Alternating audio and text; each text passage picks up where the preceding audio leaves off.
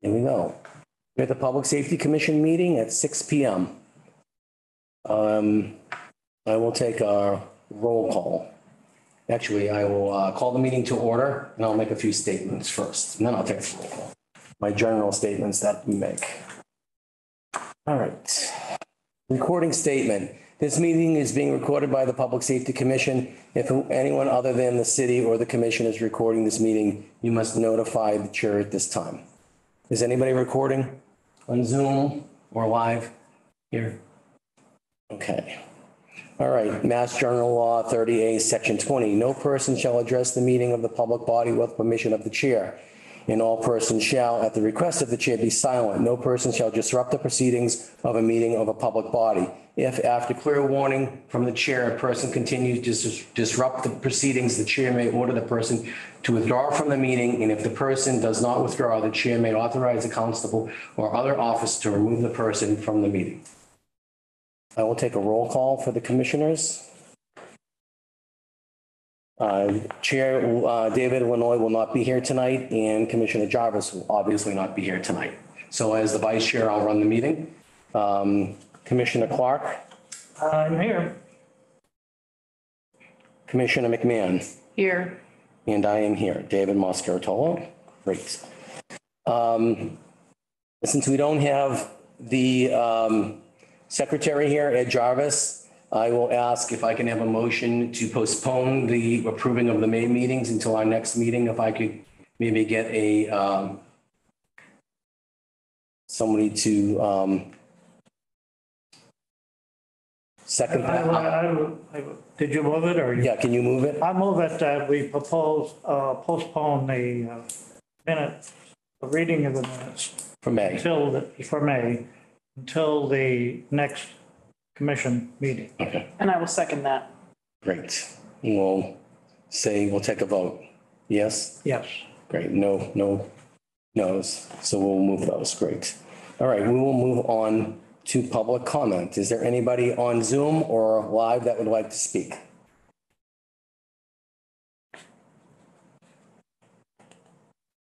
Going once, going twice, going. I mean, I feel like all my comments will be, so I don't know if they're worth stating. If you're the public, if you'd like to speak, you're welcome to speak, no matter how many times you say something. Yeah, I'd like to speak. Well, then step up and speak. The floor is yours. You're part of our community. You have a right to speak. I'm not going to time you. I expect that you'll take your 2 or 3 minutes, and I don't use timers here, so. I'm going to be pretty brief. But sure. I'd like to just bring forth a concern that I have emailed to both the chair and the vice chair of the committee on multiple occasions, which is concerning the city's labor dispute policy, essentially when the police get involved in labor disputes of other agencies, as they did in the nurses' strike in 2017 and 2018. As it was reported in the recorder, there were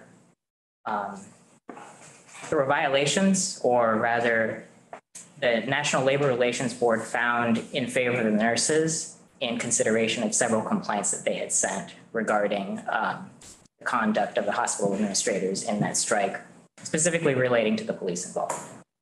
So I would like to seriously see this body consider review of the policy, because one of two things happened there. Either the policy was not followed, or the policy was incomplete as to allow police involvement in the strike to result in a violation of labor laws.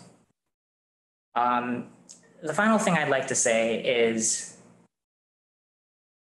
a year ago, we had a city council meeting where more than 100 residents showed up in protest of various issues regarding the police department, and to ask the city council to partially defund the police department on the basis of the Buchanan verdict. Those people are not showing up to meetings anymore at the city council. Their concerns didn't go away, they just have shifted them to a different place.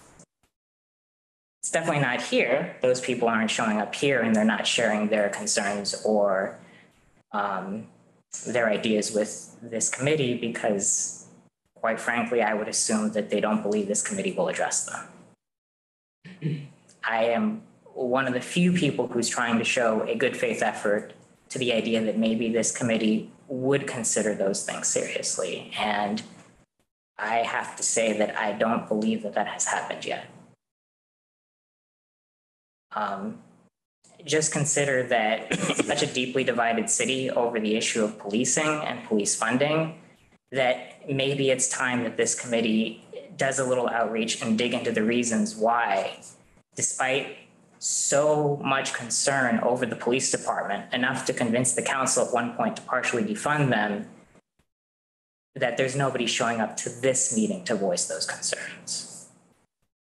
I don't know if any of you were at that city council meeting with over 100 residents loudly complaining to various degrees about different aspects of the police department, but they were there, that happened. And those sentiments, those issues, they haven't gone away. That's all I'd like to say. Thank you. Thank you. Is there anybody else here that would like to speak for the public? You can step up and just, if you could state your name and your street for us. Sure. Thank you for taking my public comment. Sure. My name is Pamela Goodwin. I'm at 54 High Street. I live at the Weldon. Yep. Thank you, Pamela. And I want to agree with Jesus because I have attended every city council meeting since I moved back here, about going on 5 years, with the exception of one where I had COVID. And I always make a public comment. So I would love to think that you could do some investigation. I have publicly stated that the paper always talks about how the councilors have defunded the police. They continued with a big headline on that. But when I'm sitting at that meeting and I see all of the discussion that's totally fair, totally honest, totally transparent, the paper continues to say, even this year, they decided to defund the police. I have left a comment to the editor. I have left a comment with Mary Byrne. I don't get a call back, but that's not the true picture if you sit in that room and listen month after month about the agony, in my opinion. I'm just stating my opinion. So I would love to see this as a commission, since it's a commission and not a committee, to do some further checking, because I hear it all the time. And I fully support the police department. I try to go up there and tell them they mean something to me. I'm glad that they're putting their lives on the line. I have gone up there many times, in even just saying, so glad you're here, right? So after everybody goes, we hate the police, we don't want police, we only want community police. Like, I disagree with that because I have lived in a town where the police department has some big problems, and I was frightened of every policeman that was local and not frightened of state troopers, for example. So I love these people, these men and women, and it's because we're poor. You know, if we had all the money that some of these other small towns and cities had, we wouldn't be fighting year after year. Well, what about the schools? Well, what about DPW? Well, what about what the police need? So that's the crux of the problem. The last thing I want to say is my recent public statement has people upset with me in my building. And I really don't care because it was in the police log. We had a break-in in the locked building. My best friend's PCA was thrown across the room in her own apartment. She had just come in from 4 weeks at Charlene Manor and a long hospital stay. And the attitude is, yes, our building is locked, but we really can't control who's coming in and out. And so we're to lock our doors in our apartments and use the people. We had a tremendously wonderful harassment protection for these two people. Football field away, we go back in, with police report, with doctor's report on injuries for this young woman who's the PCA. The other relative committed perjury right in front of everybody. The problem was we had a different judge. He never spoke with the woman I'm sitting next to, who texts me and we talk all the time. She's the PCA, another granddaughter for my best friend who's 83. And I'm involved with Life Path. I feel like I'm the advocate, but she's the PCA. She's advocating for good health and safety. I do the same for myself. So I'm a little confused. All I know is I went back to that courthouse. We worked with Safe Plan Advocate. They're fantastic from Nelquit. We had the DA working with us, and we were told because it went south, no protection. No matter how many times she said, I'm really afraid. She didn't have a physical assault, my 83-year-old friend with some dementia. She had no physical assault. This particular judge wanted 3 physical assaults on her, and she said, I'm afraid and I don't want to be afraid. He didn't care. He didn't protect us, none of us, her especially, and our PCA. So the DA's office, even in the middle of the court scenario, and we had previously been told, go file for a no trespass. I went to the police department because I was told, try the police before you go to the sheriff. This particular officer said, we don't do that. Go find the sheriff. I said, I was told that maybe you don't. And he said, well, good luck getting any no trespass enforced in the Weldon. You know, I'm like, okay. So I went with the civil process. We are now protected in one apartment only. When she comes, she's still not feeling safe yet. And it's good for a year. And it costs $75, not 40 or 50. So I think part of my point is like, you have to kind of have money. And then we had to do the same protection in Orange, where she's now living with her PCA. And a family, and he tried to do it, the owner of the house, tried to do it in Orange, and they said, no, you have to come over here to Franklin County Sheriff. So he did the same process. So the good news is a whole year of protection in a household where they really need to be protected. They already had the Ring camera. So I actually went back to the courthouse and I said, just for future reference, because I love the court service center, it is $75. It's gone up in price, and there is no police person that wants to do it. It has to be civil process through these wonderful people in the sheriff's department. So I'm a little confused, but I know that judges are very unpredictable. I wish we'd had the other one who at least would have looked at the second affidavit. And to be honest, I don't tell people to go to a judge and hope for justice, unless you want to watch Judge Judy or Hot Bench or something like that. It's a little tricky in that particular thing. And when an officer says it's just harassment, like verbal abuse is now, this is the month for elderly and verbal abuse. We got a big sign that says, if you know something, say something, call somebody.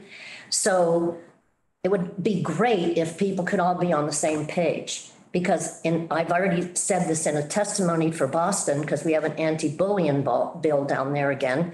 And, you know, it's just as dangerous as physical abuse, sometimes even worse when it goes on and on and on, right? So I really appreciate your time. I know that you guys are trying your best. I guess some people are, I'm assuming you have a quorum or you wouldn't be here. And I went to where there's a party. I was at the wrong building. Yes. So thank you for taking my comments. I know this is a hard place to be an official, but I find it's a hard place to be anywhere in this day and age. So thank you again. You're welcome. Thank you for speaking. Is there anyone else that is on Zoom or here that would like to speak for the public? Okay, well, thank you for speaking. We're going to move on to new business. Patrick and Kim, you're on, right? Yes, David, we are. Thank you and welcome. Thank you for having me. So you guys are up next if you want to give us an update for AMR. Yeah, absolutely. And good evening, everybody. And I hope you all got there dry through the storms that we were just experiencing it safely. So AMR, just as a note, the report that was sent this afternoon was named for the month of March. The edit is that it is for the month of May. So we apologize for that. We did have a slight uptick in transports that occurred in that month. We have a total of 296 transports happening. We did have 76 dry runs, which means those are calls that we are dispatched to, but we never get on scene. And we had 115 canceled with 77 calls that were passed to either Greenfield Fire or Mutual Aid Services. We are self-reporting on the report under determinants. There are 5 determinants based on the National Academy for categorizing the level of call and acuity that occurs for that call. Level A being the least acute, level E being the highest acute. We have a cross-referencing crosswalk issue with our new CAD where some of the determinants are not feeding through. So we will have a adjusted and edited report for the next meeting. I just want to report that for the lower acuity calls, which are the Alpha Bravo Charlie, we are averaging under 8.5 minutes for those calls, which is above the standard for those. And for the high acuity Delta and Echoes, we're experiencing a under 7-minute response for an average of about 8.5 minutes overall in the system. Of all the calls, we do put them in buckets of 5 minutes or less, and then 6 to 10, 11 to 15. We're proud to report that just under 80% of them are all less than 10 minutes when it comes to response times. If anybody has any questions regarding the reports or would like to see different types of reports, we are open for that discussion, and we can provide them at the next meeting. So if anybody has any questions, we'd be happy to answer them. And if anybody does not know or has not met Kim D'Angelo, she is the new operations manager for Western Massachusetts, which includes the city of Greenfield and the contract that we service up there in the community. Thank you, Patrick and Kim. The only suggestion I'd like to make, this is David, is can you try to get us out the report? I didn't have a chance to distribute it to the other commissioners. I didn't see it actually until I was here in the parking lot. Can you get that out maybe a few days earlier so we can be distributed to the other commissioners and they could look at it and maybe have some pre-questions if that's possible? Absolutely. We'll get that done for the next meeting. Okay. And welcome, Kim, to the team, and Greenfield welcomes you to its community. Thank you very much. I'm happy to be here. Do the other commissioners have any questions for AMR? Okay, thank you, folks. We will move on. Chief Strahan, we have the fire department up next. Would you like to join us? Yep. Thank you. I sent you my monthly report. You'll have it. It was done a little late. I'm busy. So we're going to a brand new computer-based software program for reporting, vehicle maintenance, just everything that we do. Right now we have 5 different programs we use. We've consolidated them into one program. With the exception of our scheduling, we're not quite there yet. But that program it takes a lot of time when you go to a new program. And so one of the things that we've been working on very hard is we've took the assessors data, 6,700 pieces of property, and the data was not in the best format. So we had to go by every line and change everything. And so that's been taking us most of our time, because once we have that data, when we get an address from dispatch, it'll automatically fill in everything that we need, including the house, the year it was built, the construction of the house, the owner of the house, the contact number. But it takes, garbage in, garbage out, if you will. So it's been taking a lot of work and a lot of our time. And I made that the priority of my my administrative staff. And so our report was done. I did not get to it, and we've been pretty busy with it. But we do have a report. I am happy to report that in December I did an analysis of our overtime for not only this fiscal year, but next fiscal year coming up. And one of the things that we identified in December is that we anticipated in going over about $230,000 in overtime and went, yikes. And we had to make some pretty difficult decisions and pretty significant changes, which didn't impact the overall operations of the department. I'm happy to report that we went to city council and they authorized us $100,000 for our overages. And if things stay on track for the rest of the week, we are probably going to be less than 75,000. So we won't be using the whole 100,000 that's been appropriated by city council, which I'm pretty pleased with that because we thought it was going to be much worse than that. So the ordinary side of our budget, we went over, I think, $11,000 altogether, and that was for two unforeseen costs. One of them, the old switch for the transfer switch for the electrical system at the temporary died. We rented one, but it was cheaper for us to buy one, and it was one of those items that you can't wait. You have to have power at the firehouse, and you have to be able to have it get the battery backup. The other one is another critical piece that we had, our air dryer. That was an old air dryer from one of the schools handed down to the fire department. We were using that at the temporary as well. We brought it with us from the old firehouse, hoping to lend by that did not make it. So that was about $11,000 for those two items, which was part of what city council authorized. And I appreciate the mayor and her financial staff for, quickly recognizing that, we've had a problem in getting that order right away. So we should be good with what we have. Also, the capital improvement in the mayor has pushed forward through city council, and city council approved our new ambulance.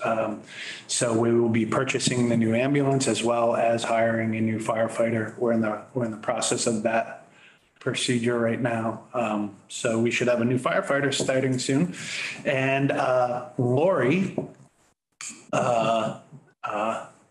this is heartbreaking for me, but I'm so happy for her. Lori has been with the city since she was 16. So 40 plus years. Most of that. Give away her age. I'm not giving away her age. But she started with the fire department in 93.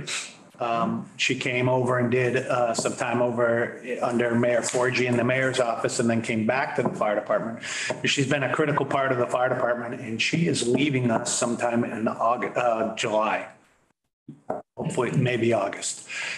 We have made a conditional offer of employment to a city employee that I kind of recruited. Or stole, if you will. would do that. But we really were looking for the right fit to replace Lori, and replacement, I won't mention right now because the paperwork's not signed, but should be very good. And we're very, very, very happy to have that addition to the fire department. And lastly, the fire station is cranking along. And if you have an opportunity, I would encourage you to get down there. It changes daily.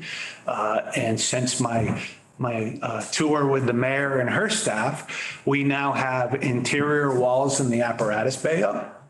We have interior studs in half of the administrative wing part of the building, so you can actually see the layout of what the building's going to look like.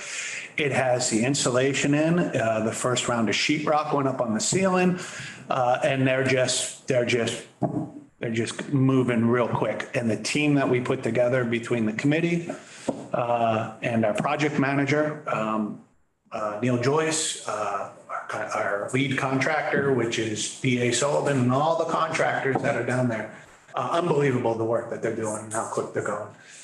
With that, though, a lot of equipment is coming in, and we don't have a place to store it on site. So we are filling areas around with stuff for the firehouse. For example, we have 6,000 pounds of lockers coming tomorrow that we've had to rearrange stuff at the temporary firehouse so we can have it in the tents until they can get out and sometime in August. McGovern has been gracious enough to give us a small little piece of land off of Conway Street that they've been able to put some materials there as they need it. But everything else is being jammed into that one location. Our garage doors are in. Those are at our warehouse on Sanderson Street. And so the stuff's moving right along. The last thing I would like to say, and I hope Deputy Chief Gordon will hit on this today, but pretty well-involved event this morning that was primarily a police event. We responded and assisted with our drone and helped out a little bit with that. But the coordination of all the resources that was there from an outsider, not part of the police department. I thought they did a fabulous job. They kept us informed, the fire department, they kept us informed of what was going on. And I think it was Sergeant Haskins was the lead person on the scene initially. Job well done. Nobody got hurt and successful outcome. And I hope that they'll address it, but I just wanted to give them a plug for that as well. They will, definitely. Thank you for your update. Wait, don't go anywhere yet. Any questions from the commissioners to Chief Strand? I had a couple. Do you have anything? No, just congratulations on staying within budget. And I mean, you're also dealing with this temporary situation and moving into a new situation. And I just feel like we should acknowledge that that is not an easy place to be in. It's not terrible. I appreciate that. It's, the firefighters are, they, I can't speak enough for them and the efforts that they do and they do the job and they do it well. And, they just took on a bunch of advanced basic EMT roles. We now have CPAP. We now have check and eject. We now have glucagon.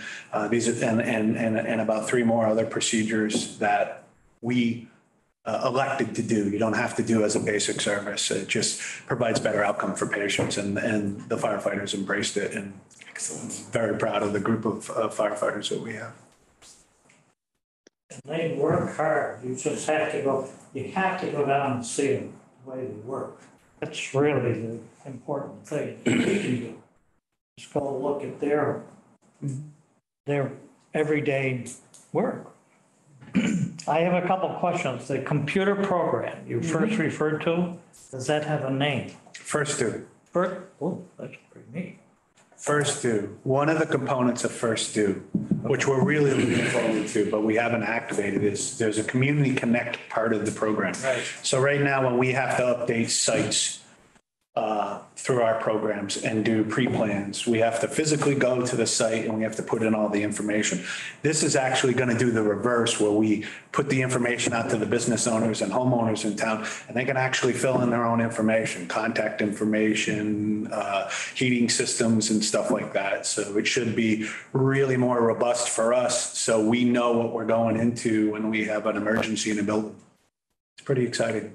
Yeah, it's always good to know when you're on the way to an emergency, all the information that's going to help you when you get there. Not try to figure it out after you get there. This is what he's talking about. It's this First Due thing, and it really works when you get it filled in. But it takes a heck of a lot. It does. One of the other components that we really like, and we've taken a little bit of flack over the years. We have 4 different shifts and 8 different captains, 4 different captains and 4 lieutenants, and it could be a combination of, 1 captain or lieutenant that goes on call. We oftentimes don't know that we go to a particular address routinely, right? And so it's been said to us that, how do you not know you've been to this address 5 times for the same thing? Well, it just doesn't work that way. This new computer program that we have, when they're en route to the call, it's going to tell them everything on the screen in the fire engines. It's going to tell them all previous calls. It's going to tell them inspections. It's going to tell them permits. It's going to tell them violations, and they'll have it all before they even get to the call. Plus the assessor's data, plus the building inspector's data. It's pretty robust. Pretty excited about it. And I think you need to elaborate just a little bit more on what an air dryer is And what was the other? Yeah. Yeah, so I actually did this with the Ways and Means Committee because they were thinking electrical switch, like a little switch. This is a big switch that all the main power comes into this switch, right? And then goes from that switch to the generator, which goes, and then goes to the rest of the building. The switch bypasses the generator in normal mode. So it comes in and it feeds the building. If we lose power, it automatically recognizes we've lost power, switches it from the power going into the building to the power going into the generator, and the generator feeds the rest of it. So that's what the switch is, and it's pretty heavy duty. And the air dryer does just that. So we have compressed air that we use to keep the air in our brakes of our fire apparatus, totally charged all the time. And the last thing you want to do is introduce moisture into that. And so the air dryer takes the moisture out. So we're getting clean air that goes into our brakes.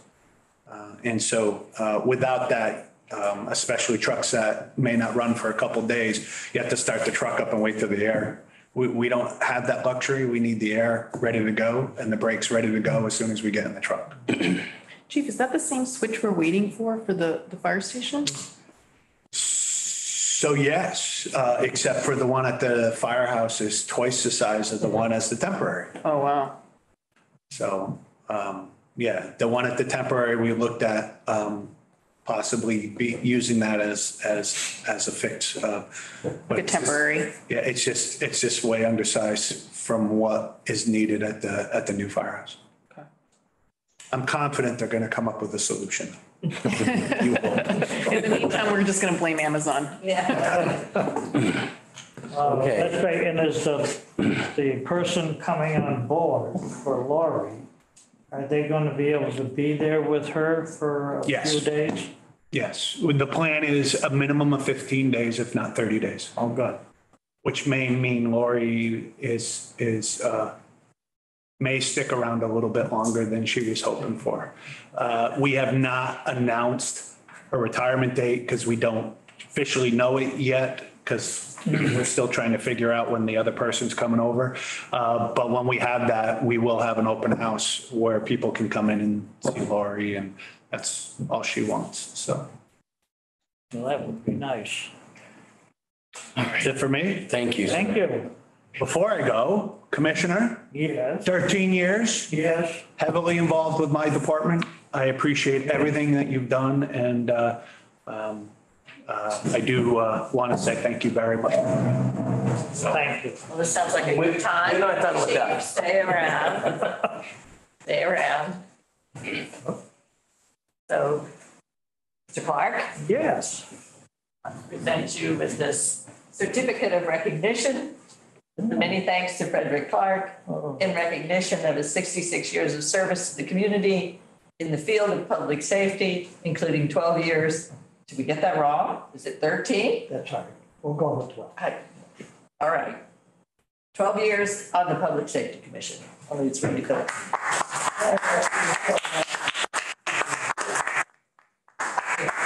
Glad you were able to put up with me. Are you kidding? They have to put up with you. I don't. These guys were the ones that were the receipt of a lot of my time. Well, thank you all very much. Sure. It's very nice. Thank you for your Yes. being here. And I'm not going anywhere. We know that. If they can find you if they need you. Okay. All right, thank you.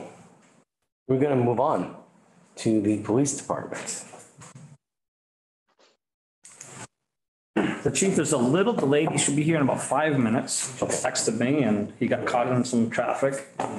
He knew he was going to be a little bit late, but he got caught in a little traffic. So he thought he'd be here 10 minutes ago. He did text me earlier saying he had something to handle and he would be here about 6:30-ish or so. Yep. Can you make me a co-host? I can do He's that. not out chasing robbers again. No, he just has a personal conflict. Yeah. Yeah, it was. Let's see here. Can I do this? Make co-hosts. Okay. I think that's it. Technology. Yep. See if it works though.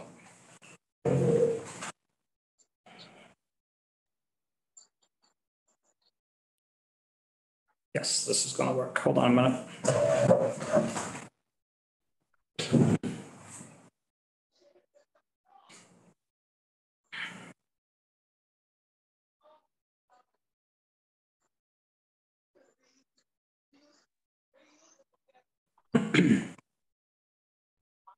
Perfect. Let me just, there we go. So Greenfield Police updates. Right now, it's a really busy part of the year. It's year end, fiscal year end for us, and we have a lot going on.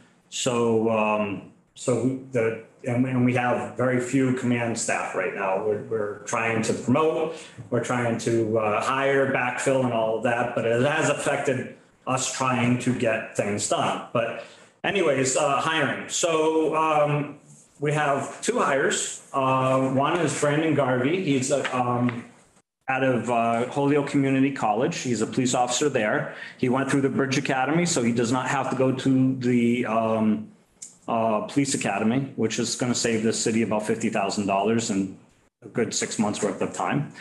He does not have a lot of town experience, so he has to go through the FTO program, which is going to take probably about 3 months. In the meantime, we have two people that are in the academy. By the time he gets out of FTO, those people will be coming out of the academy and ready for their own FTO. So it really is kind of good timing for us right now. We hired a part-time officer. We intend to, he's feeling out the department, seeing if he wants to transfer here full-time, and we're feeling out him. His name is Joshua Barber. I'm sorry, the other gentleman's name is Brandon Garvey. But Joshua Barber, he works full-time with the Irving Police Department. He expressed interest in joining the Greenfield Police Department. He's not bridge certified, but he has completed all of the requirements, and he's just waiting for this month's meeting to get the blessing. So we're putting him on just a small pause so he becomes certified. He doesn't have to go to the police academy. So he should be here about the beginning of August. We've spent many hours this month restructuring the FTO program. The FTO program is based on best practice. It's called the San Jose model. It has 4 phases. Actually has a little bit more than 4 phases, but some aren't called a phase. For example, the academy is a phase, orientation is a phase, and probation status is a phase. Yes. Can you just define FTO for people that may not know? I'm sorry. Field Training Officers Program. Thank you. So this is where we train our brand new officers that come into the department. The first phase is lasts about 4 weeks. It can go as fast as 2. It can go as slow as 6. And that is the teaching phase. That's where we take the officers that do not have a lot of experience, teach them. The second phase, again, 4-week phase. It can go as fast as 2. It can go as slow as 6. And that's the learning phase. That's where the officers are really starting to do the work. They're driving the cruisers. They're answering the calls. They're doing. It's more of a doing type of phase. Phase 3, again, is more doing. It's really, it's honing in those skills, perfecting those skills. They're doing probably 75% of the work. If you think of the phases, like phase 1, they're doing about 25% of the work.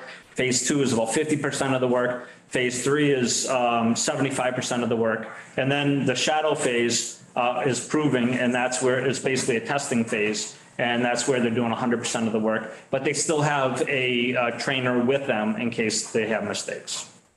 Any questions on the FTO program?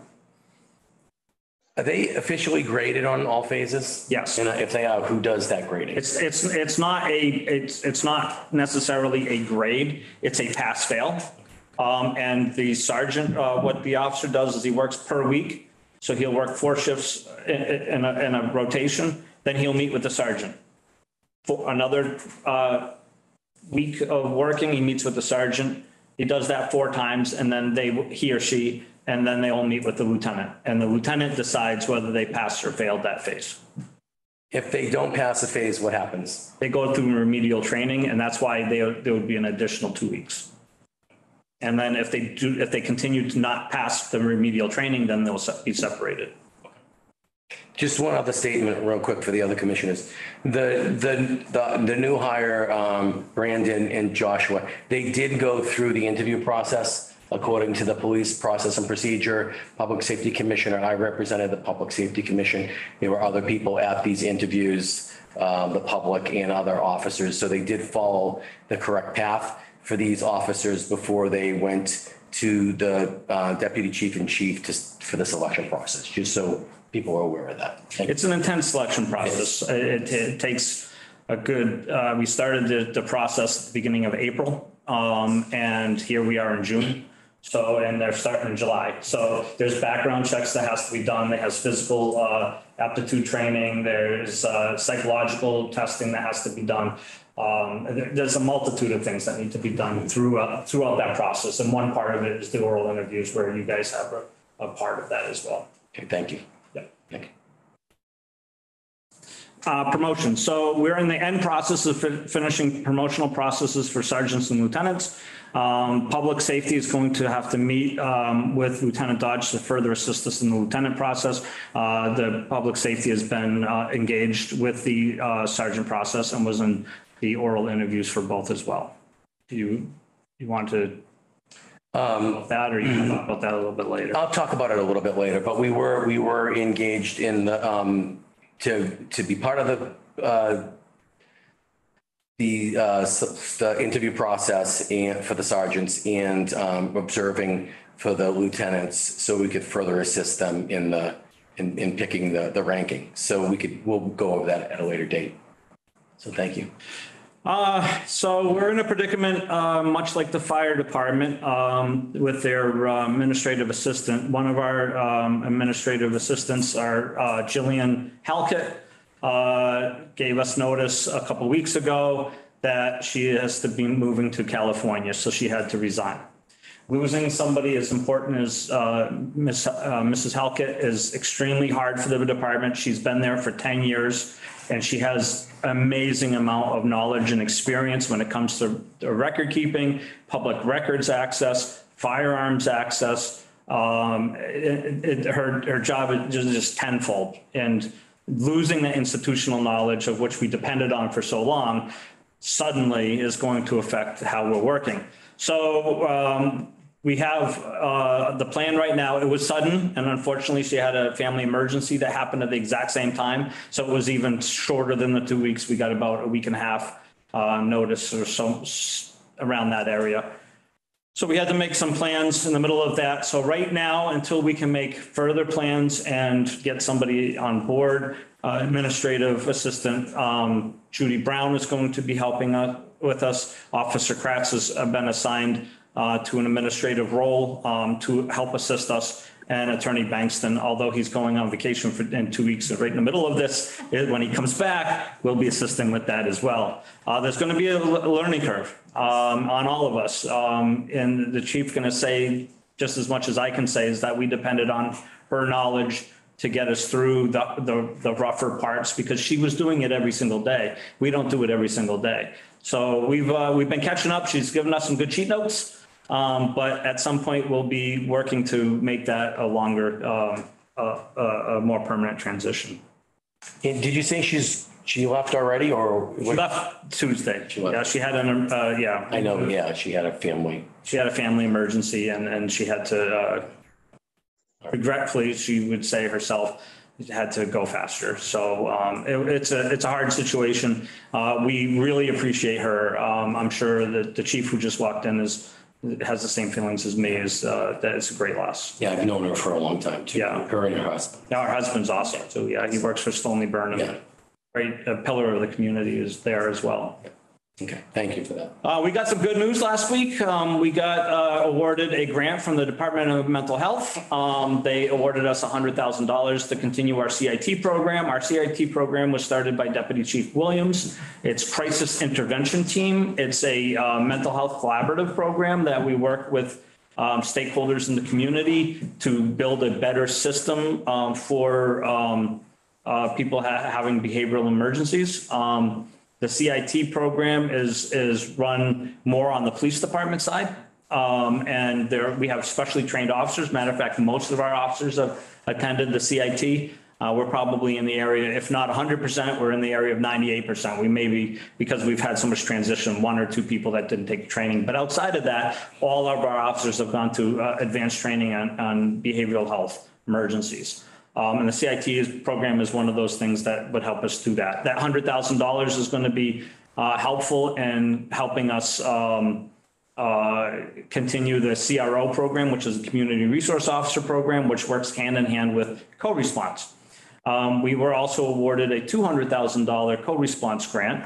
The co-response grant goes directly to Community Clinical Support Option CSO, and that is our clinicians. And that pays 100% of their time and effort that they do with the police department to be on a more of a ride-along type of program, if you're not aware of what co-response does. Co-response, having a clinician on duty only 8 hours a day, or one full-time equivalent clinician, has reduced our hospitalization, I'm trying to think of the name. The emergency hospitalization for people that have behavioral health emergencies by about a little over 50%. So in the past, I'm just shooting out numbers off the top of my head. In the past, we had about 150 or so emergency hospitalizations. They're called Section 12s in our world. We've reduced that to just under 70. In the first year of having the co-response program. It's a highly successful program. We're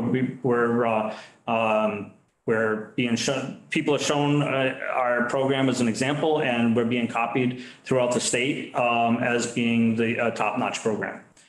So the co-response went from $100,000, one full-time equivalent clinician, to $200,000, two full-time equivalent clinicians, because it's being so successful in the behavioral health world.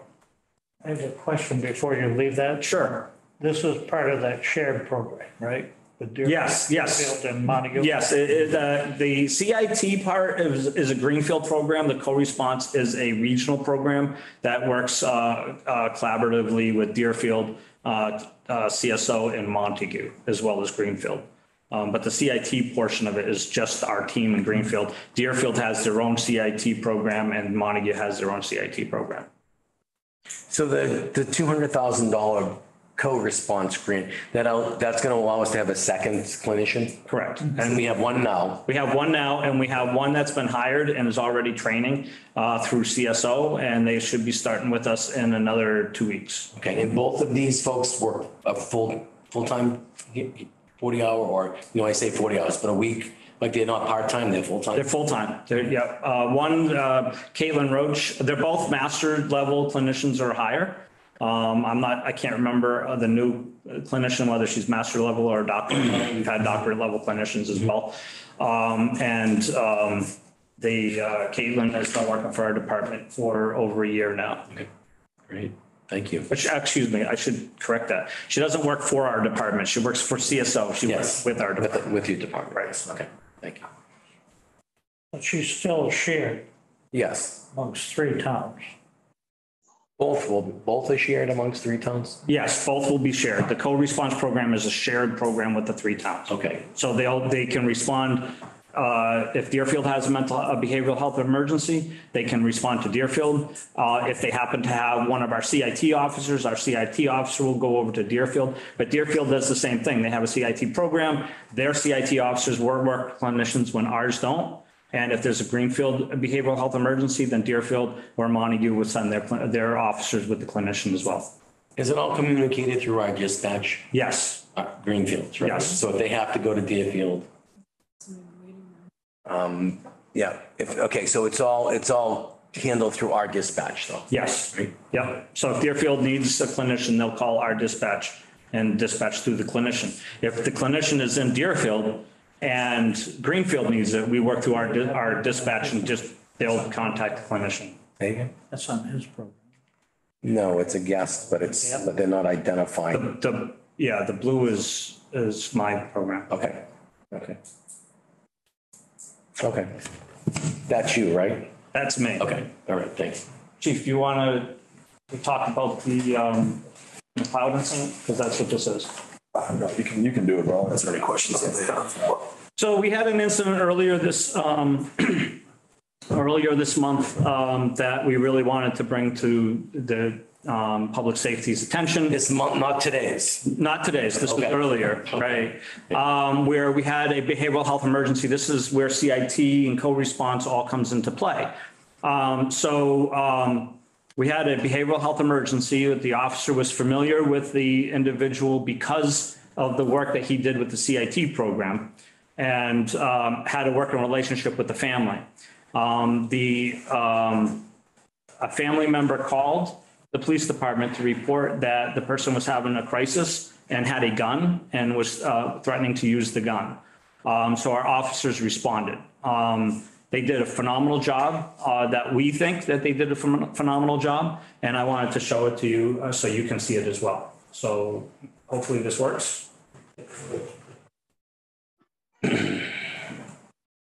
There won't be an audio for most of the video. There will be an audio. This is from the police cams that you're Yes, showing? the police cams.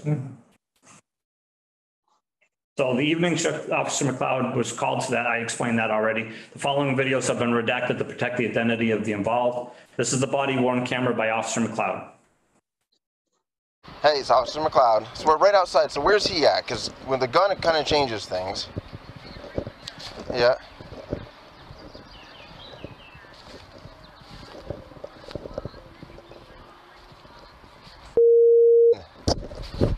Hey, Greenfield, please stay there. Greenfield, please. Oh. Back up. He's pointing the gun this way. Back up. He's pointing the gun coming around the corner. Tell me if you see him.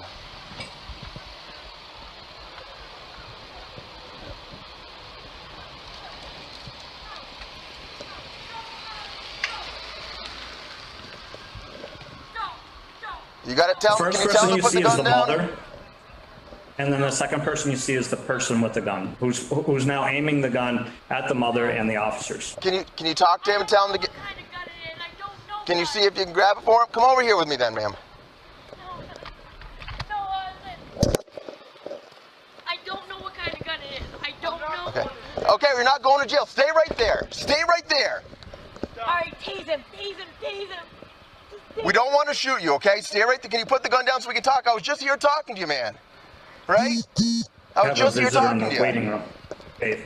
Okay? I'm sick of shit. I know. Okay, stay over there. Stay over there for me, okay? Here, talk to that officer right there, okay?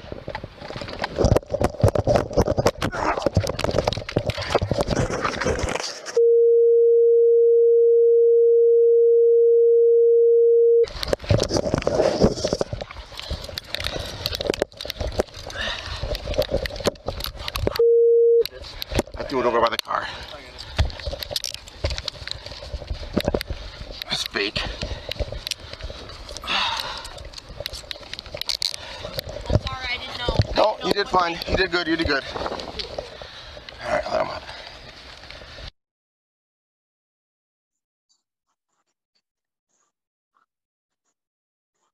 Now, this is a video that unfortunately, because of the way the Zoom is going, it would have told you. This is a video from the cruiser cam. It's a different angle where it shows a little bit better of what happened. The first video was the body cam. This is the cruiser cam.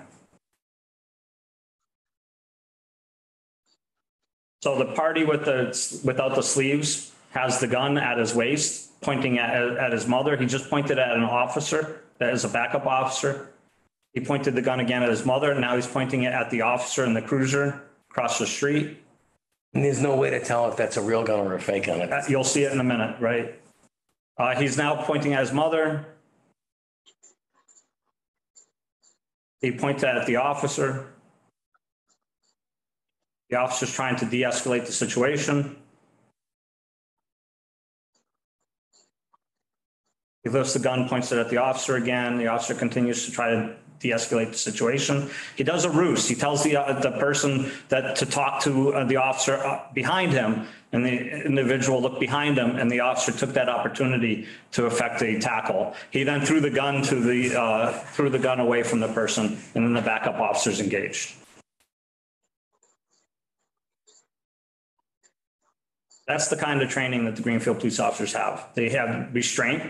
They work hard to de-escalate situations. As you can see, there was no neck, no knees to the neck. There was no, everything was proper as they're trained to do as de-escalation.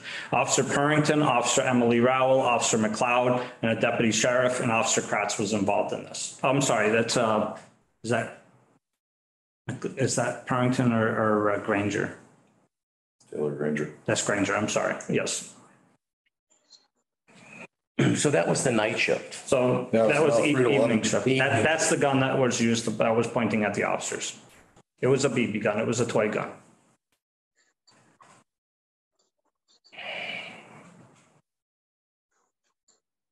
Officer Cooley was, and Deputy Cooper. That's a scary situation. It was a very scary situation. It was the second one we had this year. We had a similar situation in the last couple of months, actually. So yeah. There was another one about a month before, fairly similar in nature. So I have a couple questions. So that was the night shift. 3 to 11. 3 to 11. Evening shift. The evening shift, yeah, 3 to 11. So we have 4 officers on duty, right? Yeah. I've driven in the evening shift, so I know, right? So 4 is officers on duty. Those were the 4 officers on duty, right? Correct. So what's happening with the rest of the town when something that severe is happening? We rely on a mutual aid such as the state police or Montague or Deerfield. And they're aware that you've called them and they're, If we had a call, they would. if you had a call, they would have come and taken. That's normal procedure of what happens every day.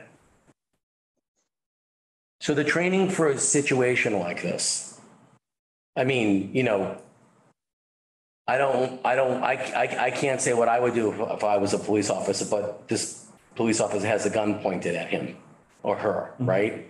So the training has to be pretty intense to have the patience like that and to come up with a plan to have that person turned to run after them, to take them down and get rid of that gun. So how does the officer, I mean, do you, what happens after that? Does that officer get a break? Do they or they just go on to the next call? I mean, this is pretty intense. Next call. Wow. And then we deal with it afterwards. If, without this training, do you think, I mean, from what I've seen on TV, that's a situation where you just, That would have been a justified shooting yeah. in our world. But then you have to live with the after effects of what that would be.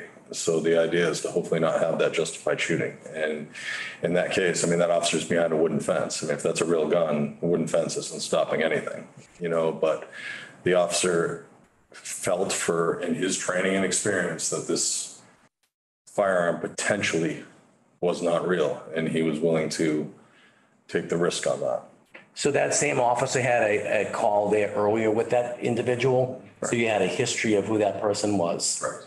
Right. You knew they had some type of, if there's been some history of some mental issues in the past. So you knew, you knew who the person was. They weren't known to have firearms before. The mother didn't know where it was. Through his kind of time on the job and just doing this for a while, he felt there was a good shot that this was not a real firearm, and he was willing to take that chance.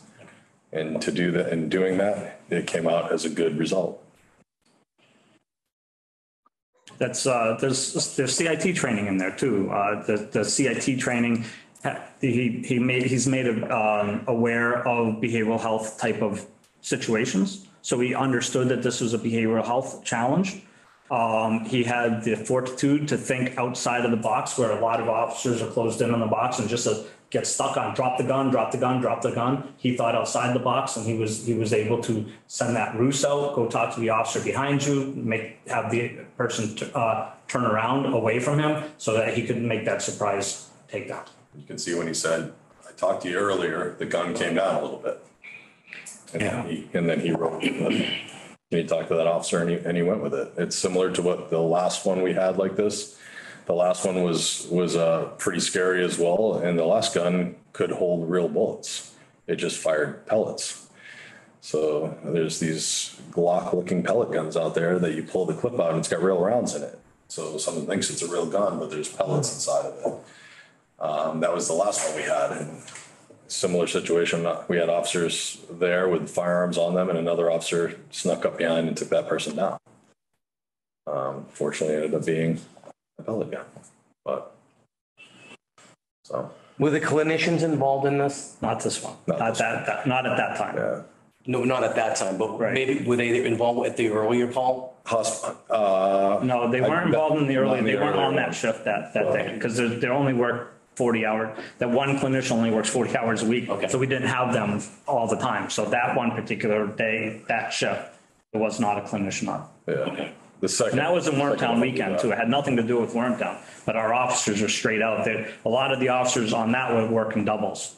So they're day shift officers that were working 3 to 11 because they were forced to work doubles. So they were tired officers as well, but they still did a fantastic job. And that's just a small example of what we face in Greenfield and what our officers do. And we had an incident today.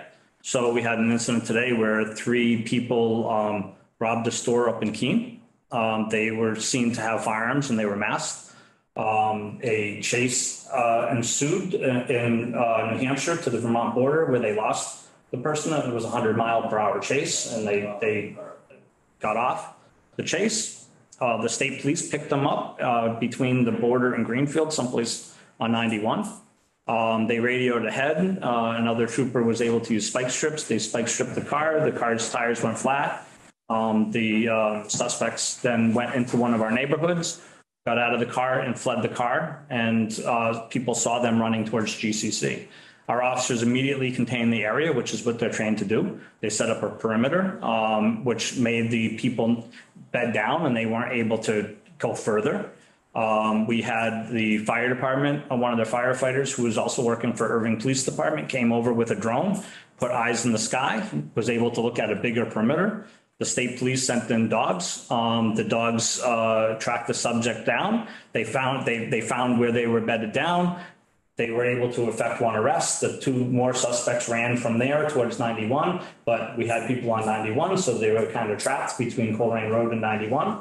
And then the drone unit walked our officers right into where they tried to hide, and they weren't able to hide because the drone unit was able to find them. So it's phenomenal. Fire drone unit, the fire department. It's emergency management. Emergency management training. It's collaboration with the police. So I knew about this because you had sent me a text. Correct. And this happened pretty quickly and they didn't have to be any type of lockdown for the city. We locked down just the area that we were at immediately. Okay. I was over there with it and we locked it down pretty quick in that area. Yeah. So we didn't want GCC coming in and out. We didn't know where they were going. Okay.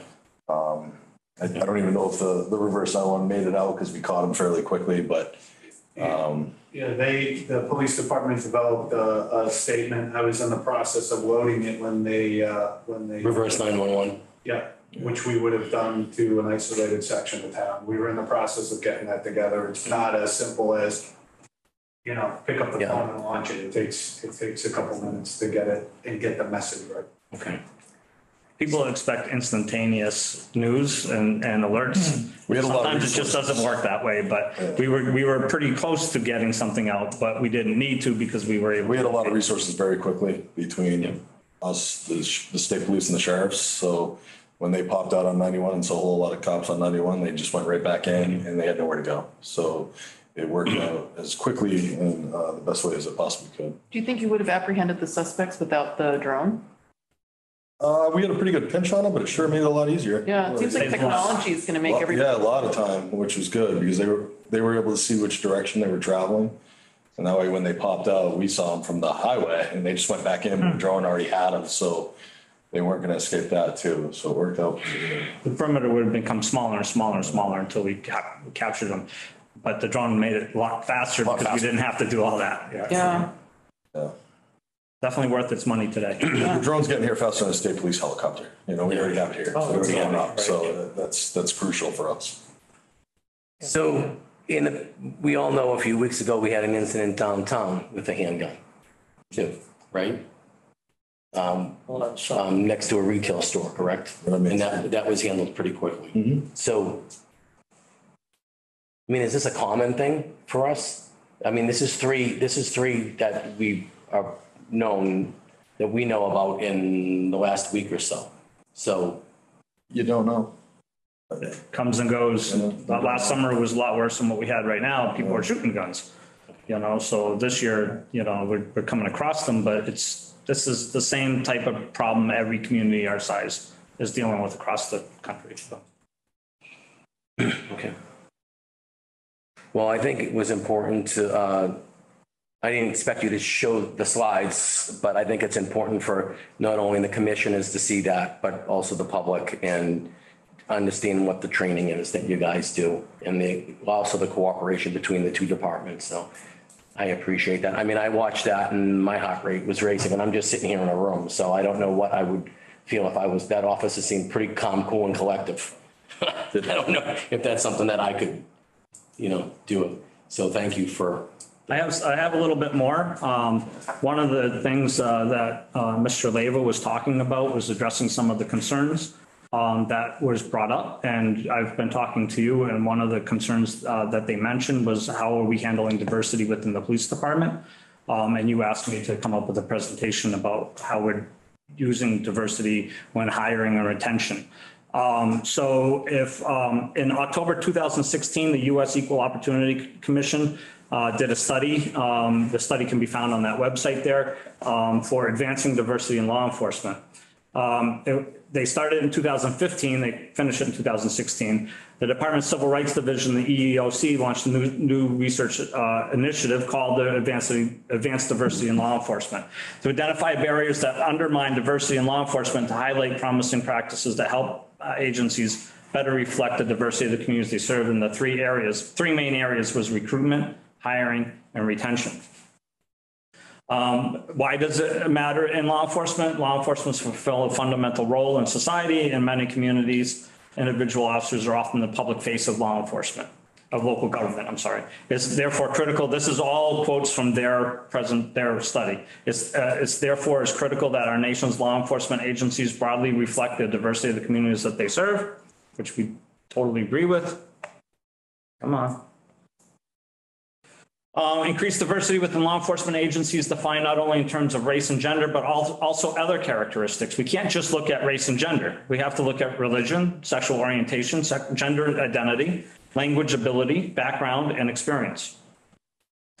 When members of the public believe their law enforcement organizations represent them, understands them, responds to them, and when communities perceive authorities as fair, legitimate, and accountable, it deepens trust in law enforcement, instills public confidence in government, and supports the integrity of democracy. Trust is essential. Diffusing tensions, just like what you saw in that video. Solving crimes and creating a system in which residents view law enforcement as fair and just. Victims and witnesses of crime may not approach or engage with law enforcement if they do not perceive that law enforcement, as such authorities, are responsive to their experiences and concerns. It enables the officers to be more effective, be more safe, and safely perform their jobs. Increased diversity can make law enforcement agency more open to reform, more willing to initiate cultural and systematic changes, more responsive to the residents they serve. Some have pointed to the increased diversity as a catalyst for reform, enabling officers and law enforcement leaders alike to become more introspective and reflective about problems within their departments. Barriers to diversity and recruitment. There's strained relations and lack of trust of law enforcement. Strained relations and lack of trust of law enforcement may deter individuals from underrepresented communities from applying to be officers. We're seeing this nationwide. Departments across the nation are having a lot of problems right now with recruitment because of the strained relationship and the lack of trust that's going across the country. The reputation or operational practices of law enforcement agencies may dissuade applicants from underrepresented communities from pursuing careers in law enforcement. And individuals from underrepresented communities may not be sufficiently aware of career opportunities within law enforcement agencies. So in hiring, the black words are from the study, the red words are what we're doing here. So reliance on inadequately tailored examination as part of the screening process may have an unintended consequence of excluding qualified individuals in underrepresented communities from applying from the applicant pool. This is exactly what civil service was. civil service was an inadequately tailored examination. They were found to be inadequate in court. And they had to pay a big settlement because they're inadequately tailoring their examinations. We noticed that in 2015, 2016. That's why we moved to remove Greenfield from civil service. Certain additional selection criteria and screening processes that disproportionately impact individuals from underrepresented communities can also inhibit agency efforts to increase the diversity of their workforces. Greenfield has a very basic selection criteria, including not requiring higher education. That was brought up in a meeting earlier this year where there was talk about mandating higher education. Well, when you mandate higher education, you're reducing the amount of applicants that can come to your agency. And many people from the diverse populations don't necessarily have higher education. However, we have in Greenfield an incentive program that after you get hired, if you go get your degree, you will get extra pay. So we have a highly educated police department, but we don't require that in the hiring process. So we have more diverse candidates.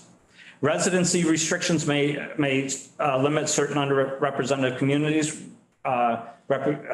representation in law enforcement agencies. Greenfield increased their residence requirements from 10 miles to 30 miles. Doing that has gotten us many diverse candidates and diverse officers. Matter of fact, 10 years ago when it was 10 miles, we had an issue with diverse candidates not being able to come into Greenfield or living in Greenfield because they lived outside that 10-mile radius. So opening it up to 30 miles opens up 30 miles from Greenfield as the bird flies is a good portion of Western Mass and lower Vermont.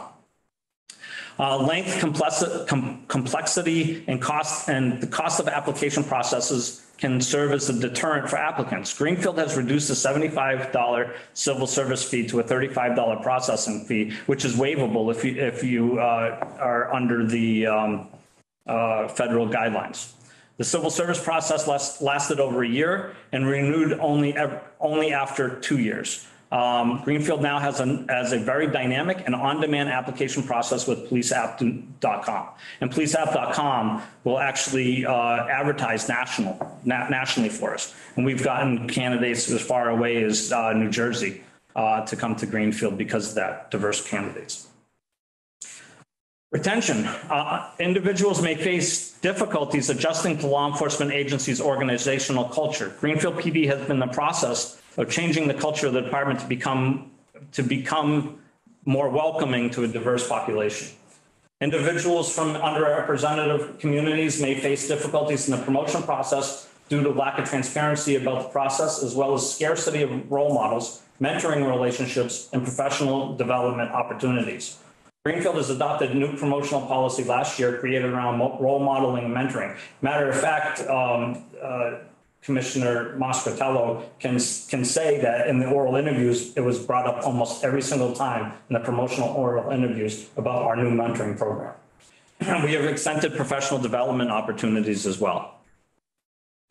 Promising practices to increase diversity by adopting proactive and intentional recruitment, hiring, and retention strategies. Law enforcement agencies can address barriers, drive reform, and make progress in ensuring that their workforces better reflect the diversity of the communities they serve.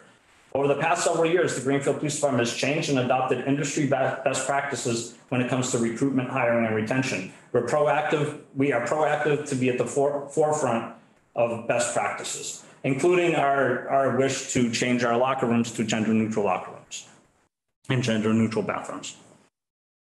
Ensuring that the agency's organizational culture is guided by community policing, procedural justice, and cultural inclusivity. Greenfield Police Department has adopted a comprehensive community policing module that includes stuff that you heard today with co-response and CIT, as well as going out and being out in community events where some of you have seen us out there. We practice procedural justice with our judicial and behavioral health partnerships and have reduced our arrests by nearly 50%. Our department culture has adopted inclusivity by practice and policy. engaging stakeholders, both from within and outside the law enforcement agency, to help create a workforce that reflects the diversity of the community. The Greenfield Police Department engages with stakeholders by partnering with numerous agencies across a broad spectrum of areas. We have a lot of relationship with stakeholders, including with Mass Hire as well. Be willing to reevaluate employment criteria, standards, and benchmarks to ensure that they are tailored to the skills to perform job functions and consequently attract, select, and retain the most qualified and desirable sworn officers. I forgot to put the stuff in red for this, but the reevaluating employment criteria was part of our new policy of recruitment selection and onboarding, as well as our brand new promotional process. We do a lot of work with our job functions, and we've looked at our job descriptions and reevaluated job descriptions with accreditation. Promising practicing for increasing diversity, according to the study, was in recruitment was proactive in targeting community outreach efforts can help encourage people from diverse populations and walks of life to consider careers in law enforcement.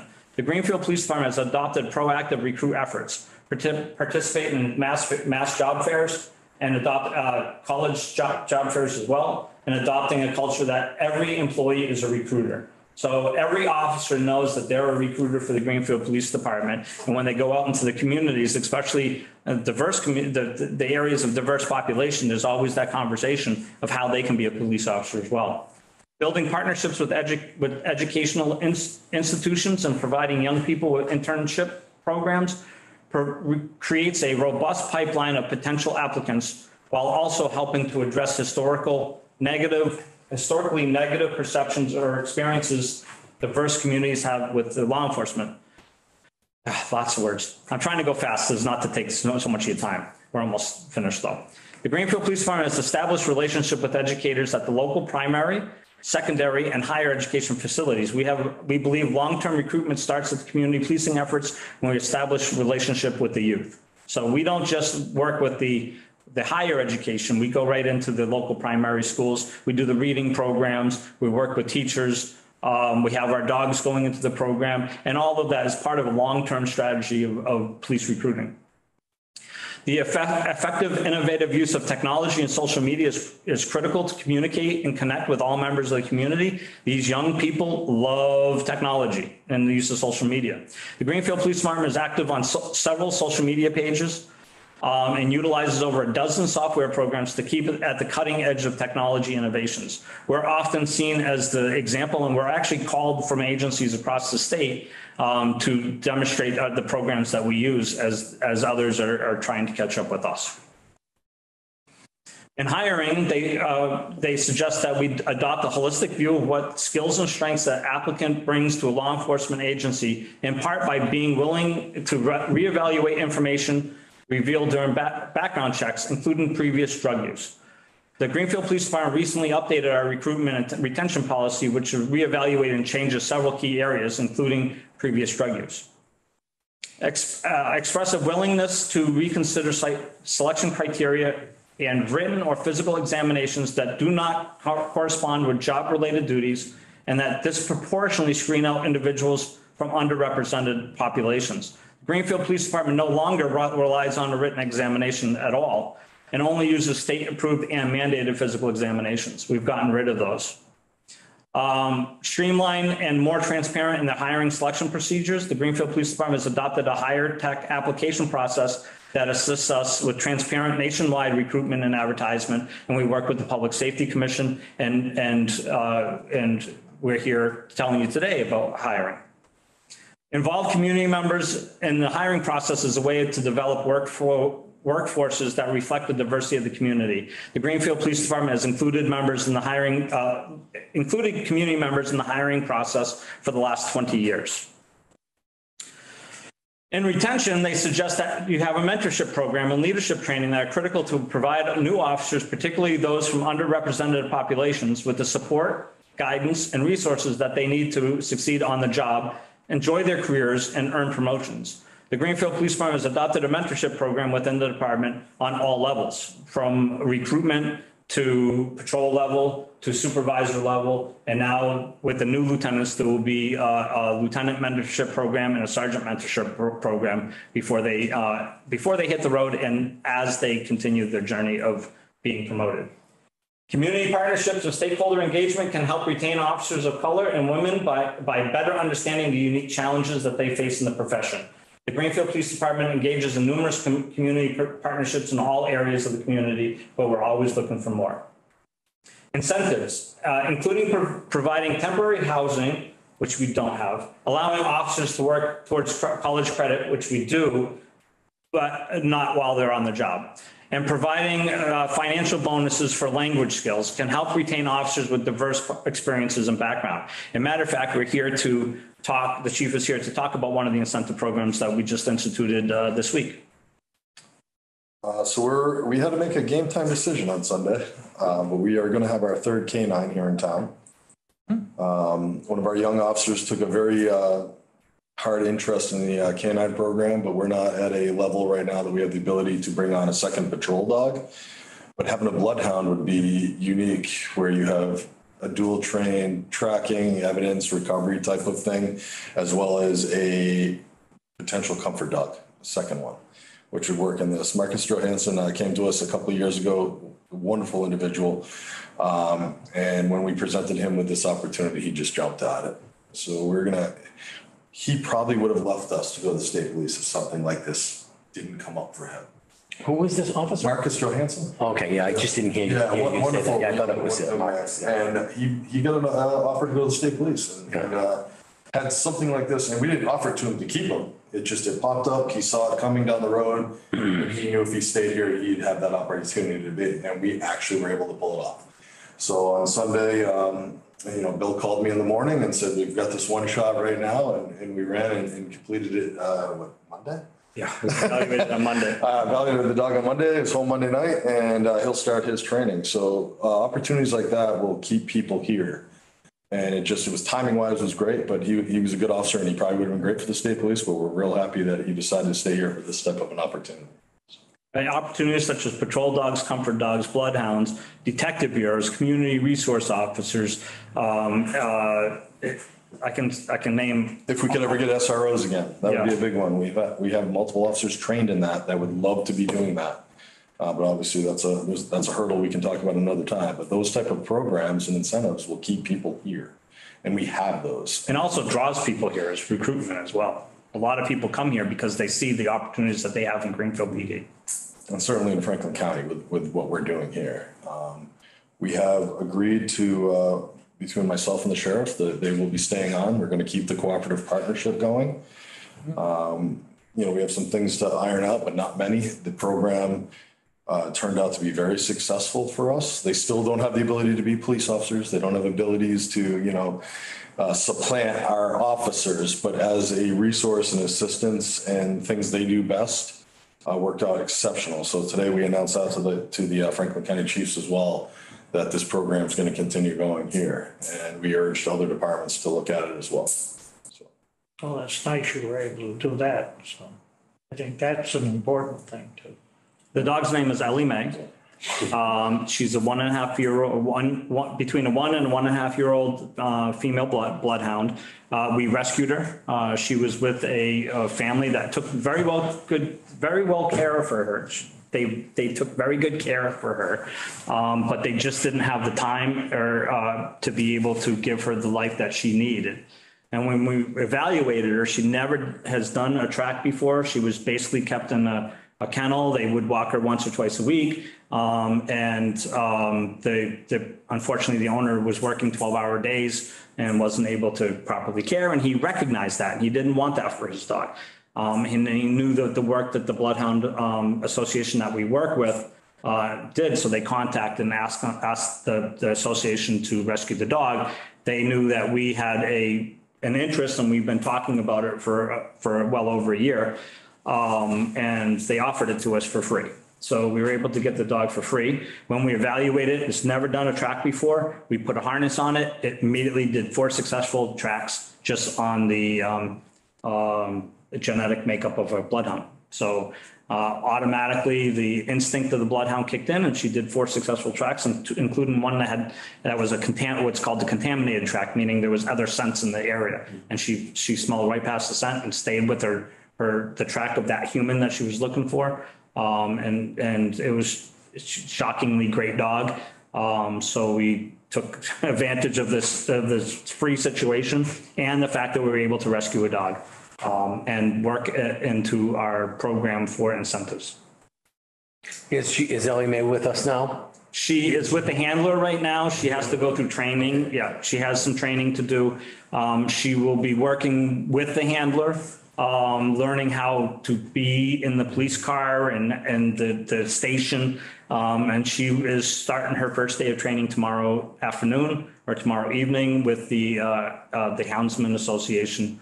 That is the Northeast Houndsman Association that does all of them. Fortunately, you don't lose them for 14 weeks like you do with a patrol dog. It's kind of done in the time that you have. So each time they pass a certain thing, you'll be able to use them for that. So it's a much more immediate, response for us as far as training goes. And we don't lose that person for, the 14 weeks, which, obviously we can't afford to do right now. So this is an asset that would have helped in this morning situation. 100%. Oh, yeah. Yeah, we actually called the bloodhound. We had Officer Gordon from Irving, who used to be with us. Oh. She came up with her bloodhound. From Irving. Yep. Right. She wasn't utilized, the patrol dogs from the state police, because it was a state police case, utilized their dogs. But if their dogs got exhausted or something happened, she was the backup to those as well. If the state police didn't have a dog in the area, she would have been used. But they happen to have a dog in the area. So the key conclusions of the study was that law enforcement agencies that are committed to increasing diversity of the workforce and ensuring that the demographic makeup of their sworn officers reflect the diversity of the communities they serve face a plethora of challenges. These challenges, which manifest themselves at every stage of the recruitment, selection, and retention process, are daunting. But as the experience of the law enforcement agencies highlighted in this report make it clear, they're far from insurmountable. Increased diversity brings a range of benefits that can be seen both within their workplaces as well as the relations with the communities they serve. At the same time, the work done for advancing diversity in law enforcement initiative has revealed a number of unanswered questions and areas for future research and review. Specifically, more work needs to be done to understand the impact of increased workforce diversity on the enforcement activities of law enforcement agencies. Additional empirical research needs to be needed to better understand the long-term impacts of the promising practices highlighted in the report and which we're doing. Further research could analyze how further institutionalize these promising practices within the department so that they can withstand changes in leadership and personnel, which is why it's all integrated within our policies. When the government stakeholder and policymakers consider laws and regulations that impact selection processes and criteria for law enforcement, such as post, the impacts on the agency's ability to hire the officers reflect the diversity of the communities should be taken into account, which is the civil service. Further research is needed to better understand how law enforcement agencies can successfully retain and foster career advancements of officers from underrepresented populations. And so that study came out in 2016. Since 2016, those are the changes, the changes in red of what we've done since that study came out. The Chief Haig read that study. He recognized that study. He talked to us about with his command staff and decided to make changes then. Changes are not fast in government. It takes a long time to go through change policies, work with the government, work with the unions, and the changes are slow, but they've been consistent. Some of the changes were fast, like the civil service. We immediately recognized that the testing procedures in civil service were lacking, and we wanted to get out of that. But we've been constantly doing that since 2016. But like I said, one of the reasons why we're bringing this up is because Mr. Leva brought up. Can I ask that you not quote me if you're not saying something that I specifically said? I'm not quoting you. Yeah, okay, you're right. I'm not quoting. But it was none of these things address any of the issues that. It's okay. They won't bring your name up. That's the community. People in the community have brought up diversity in law enforcement. So I'm sorry, Mr. Leva. So dispatch update, and the dispatch update is, most important, come on up. We have a new dispatch supervisor, Cindy Hunter. So we'd like to introduce her. I didn't get to. Oh, Amy McMahon, nice to meet you. Nice to meet you.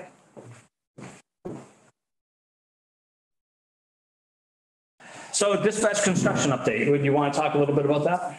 I'm putting her on the spot. She is. So our office is finally being renovated after many years. July 10th is supposed to be our move out date from dispatch. We're going to be across the hall where you folks used to meet, Right. I think. I'm not sure the time frame that we have for construction, but or how long we'll be in that room. So we're looking for RFPs right now or we're about to start the RFP process. And once the RFP process, then we talk to the construction crew and then construction will tell us. So we don't know exactly how long it's going to be. Gotcha. The state would like you to have it done 90 days from the time they put a hammer in the wall, basically. Yeah. So they'll move us now, but once it starts, they'd like you done in 90 days. So that's kind of the time frame, but who knows when they're going to start. So that's the other issue. But you're just going in temporarily to. Just temporary, yes. Yeah. Yes, they've done it once before when they had some work done in there. So it's a familiar for some of the dispatchers. So staffing? Staffing, so we are finally up to full staffing. We can run with 9 dispatchers. We like to have 10. We call the 10th person the vacation relief spot. So unfortunately, we're going to lose a dispatcher next month to maternity leave. So we'll be back to 9. So fortunately, we do have that 10th person. She will move into that position. And so no overtime will be created because of her going out on maternity leave. And we expect her to be out for 3 months. So we will only have to cover our normal summer vacations, personal time, that sort of thing. We are very fortunate that we do have now 2 per diem dispatchers. One that was actually formerly a full-time dispatcher. But she left for another position, and so she's remained part-time with us. And we have another new per diem, Danielle Marie. She was formerly also full-time with us, but has been out of dispatching for about 5 years.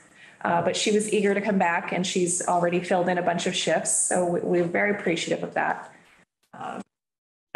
You folks may know that a couple of years ago, we went through a kind of a crisis where we lost 6 dispatchers in a very short amount of time.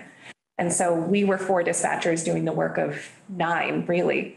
But thankfully, with the help of the police department and fire department, and actually even Chief Strahan came in and sat at the second desk once or twice. We got through that, thankfully. And so Got through him sitting at doing the work or the he was in general? a dispatcher for yeah, and he did well.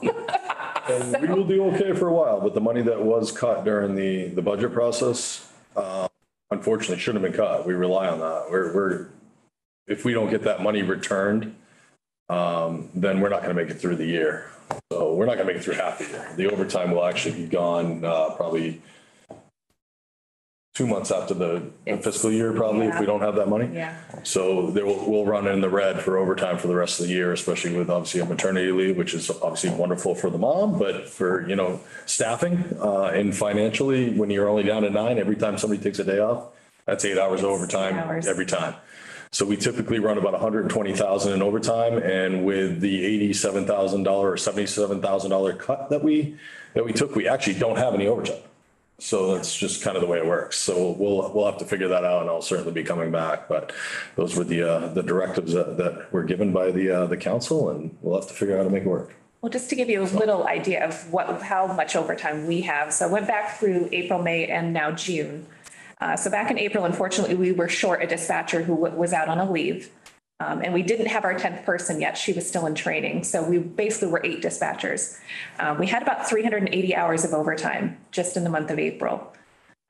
With the person who was in training came on duty full time, or rather permanently out of training.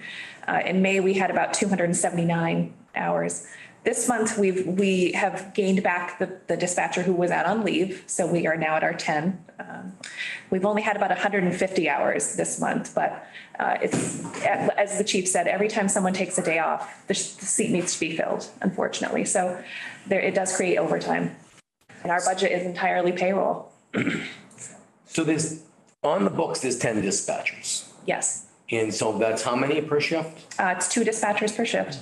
Just in this, Occasionally a third Occasionally. assigned, but that's when we like to have Cindy be able to step out and do her management roles. So if she's the third person, you know, as long as we have everybody working, it's 2 people per shift. So you have 3 people assigned to each shift.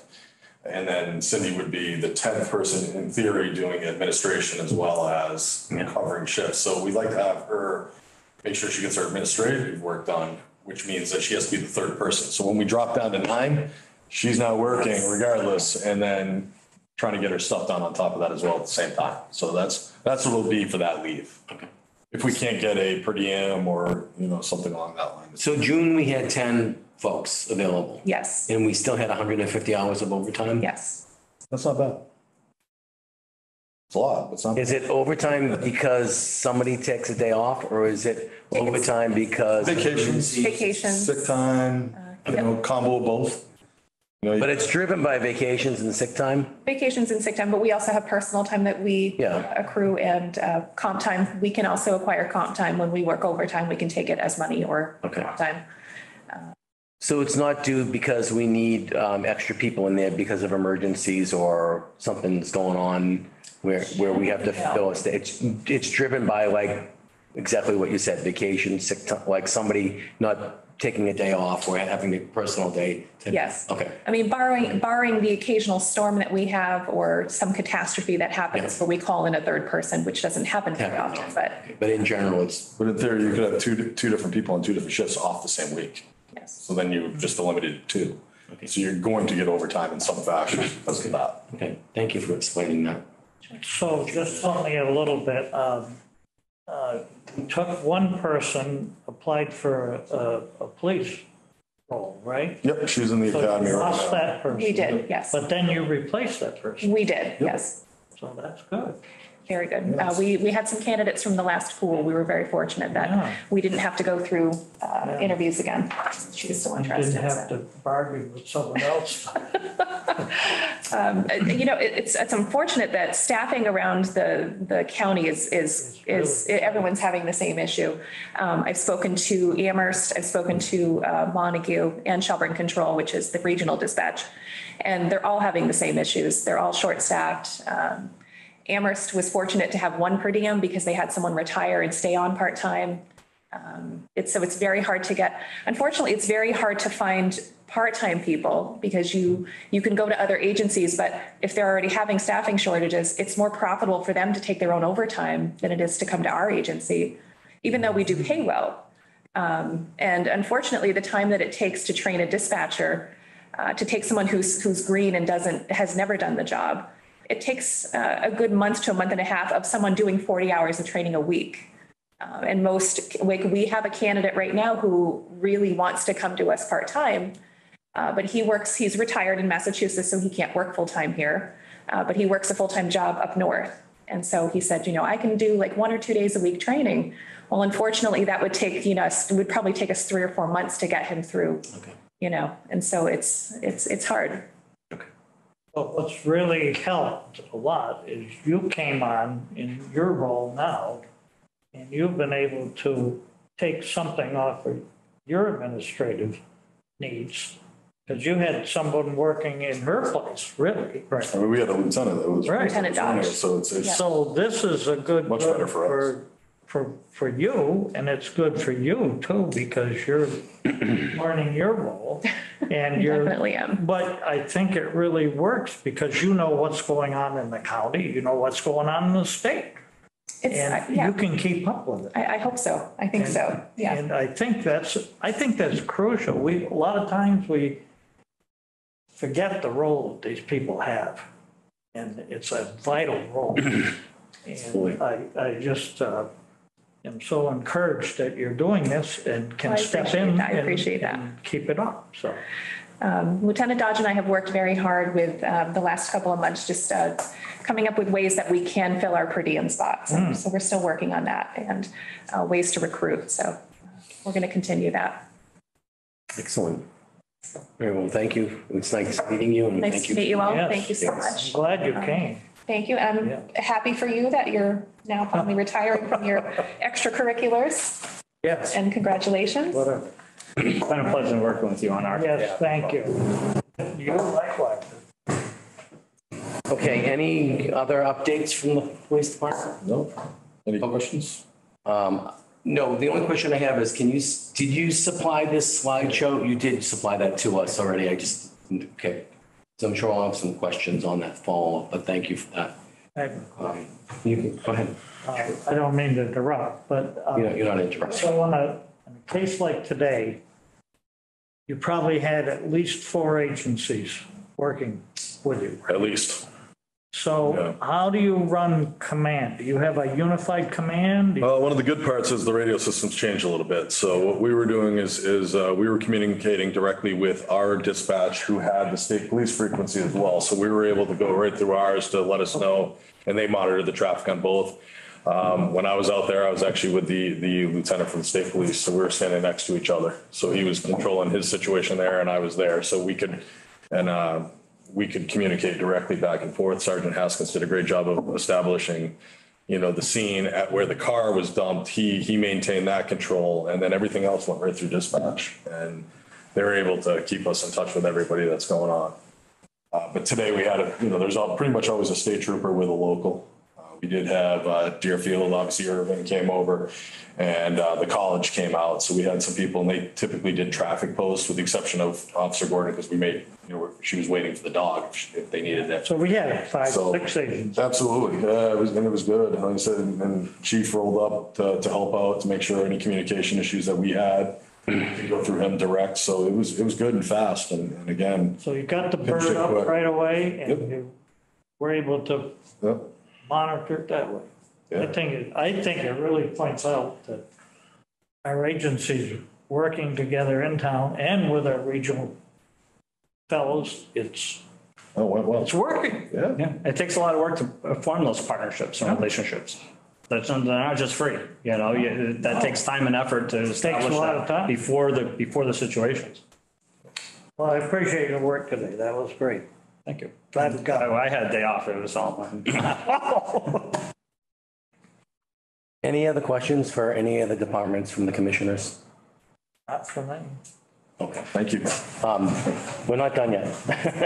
But I'm going to call us to go into executive session for a few minutes.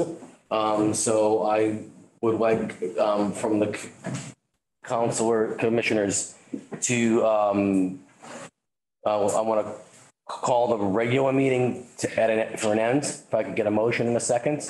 Motion. You're gonna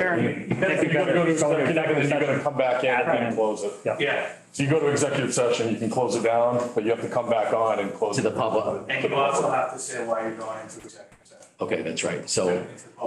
So we are going into executive session to review a complaint from Franklin County residents to the Greenfield Police Department. So we need a motion to go into. Yeah, it's a personnel issue. It's a personnel issue. So we're going into executive session to discuss it. So can I have a motion to go into executive?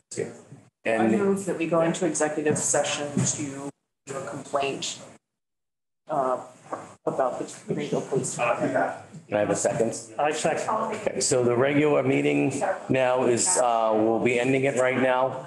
I'll be shutting off the recording and then we'll go into executive session. Thank you, folks. Thank you all. I see it. Okay. All right, so I think we're back.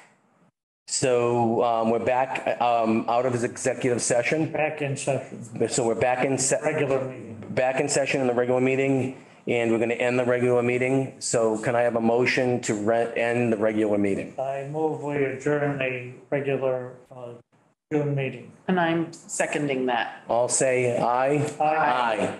The meeting is over for June. Thank you for your participation. Thank you. Congratulations. Thank you. Thank you.